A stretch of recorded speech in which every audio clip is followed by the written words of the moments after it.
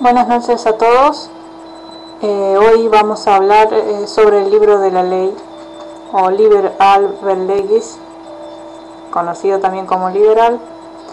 La copia que está en mis manos es en realidad una fotocopia que hice de un librito que me prestaron, comentada por Fenita Yerza, una de las pioneras de telema en Argentina. Así que antes de empezar a hablar de los comentarios de los versículos en sí mismos, voy a leer un poquito sobre el prólogo que hizo Fenita a este libro. Bien, acá les muestro el librito que está en mis manos. Esta es la estela de la revelación que lleva todo el libro de la ley, así como con la copia original manuscrita de Aleister Crowley, por supuesto.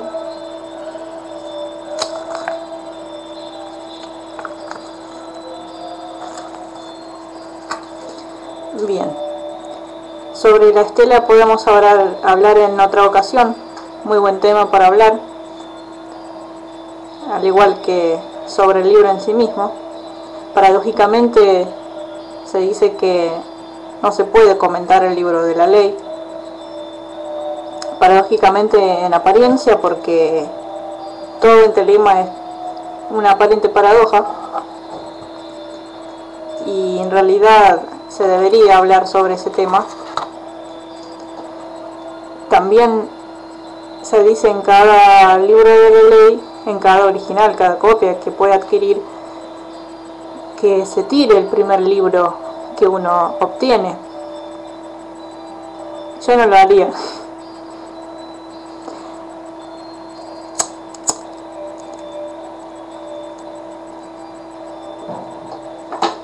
Bien, el prólogo por Fenita Yerza. Dice ella: el libro de la ley caía en mis manos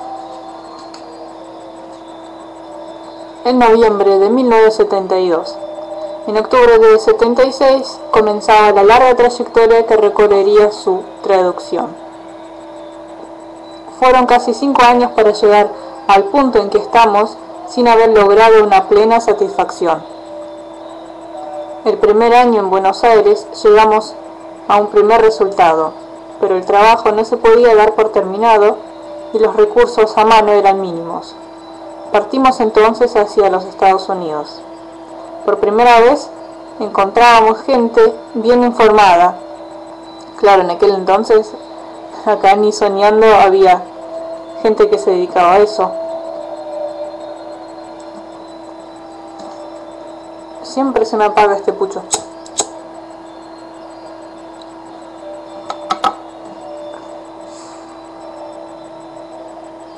Solo se hablaba inglés, dice Fenita, y los problemas que hacían a la traducción no se podían compartir plenamente. Hablando de traducciones, es todo un problema cuando uno se acerca a la literatura, tanto de telema como en magia en general. Un problema muy grande. Si bien encima que no tenemos buenos libros, buen material sobre los temas que mencioné, por ahí hasta mejor es no tenerlos que tenerlos mal traducidos.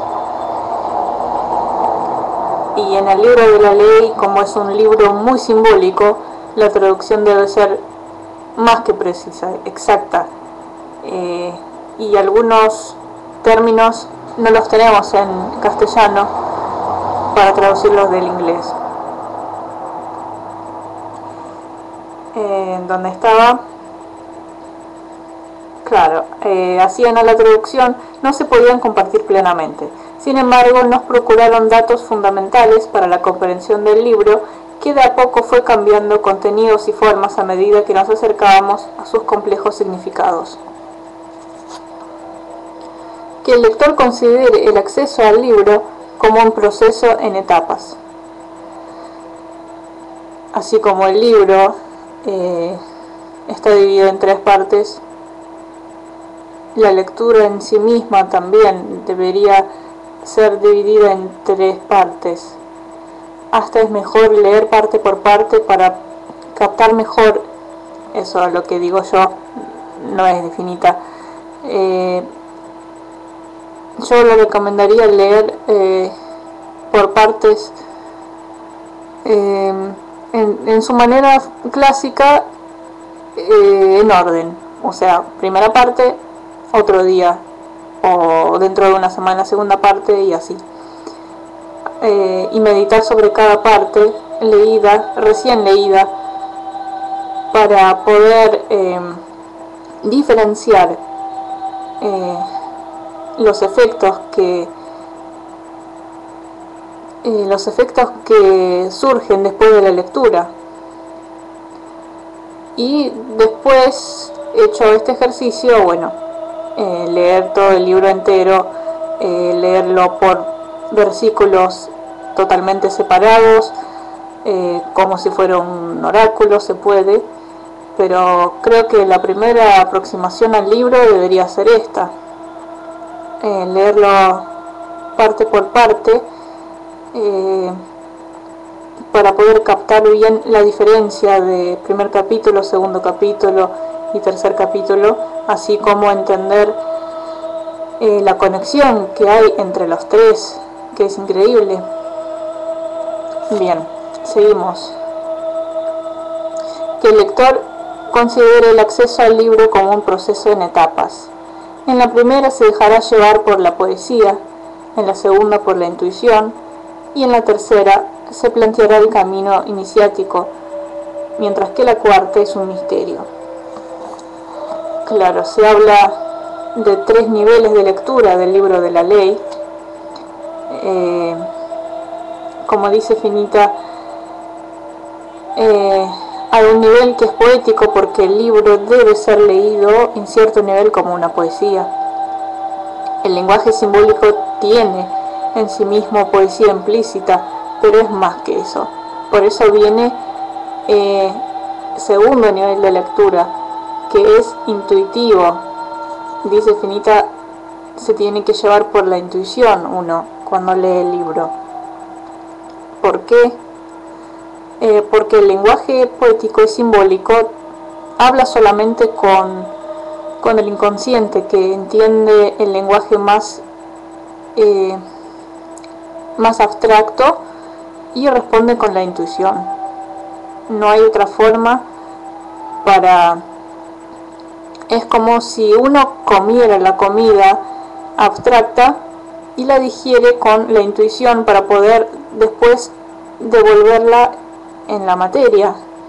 O sea, es una forma de digerir el lenguaje del libro con la intuición. Después se va a entender, se va a traducir a palabras normales en las personas que no tienen problemas con la elocuencia, por supuesto. Pero la primera impresión es esta: se tiene que escuchar con la intuición. Mientras que el tercer nivel es el iniciático.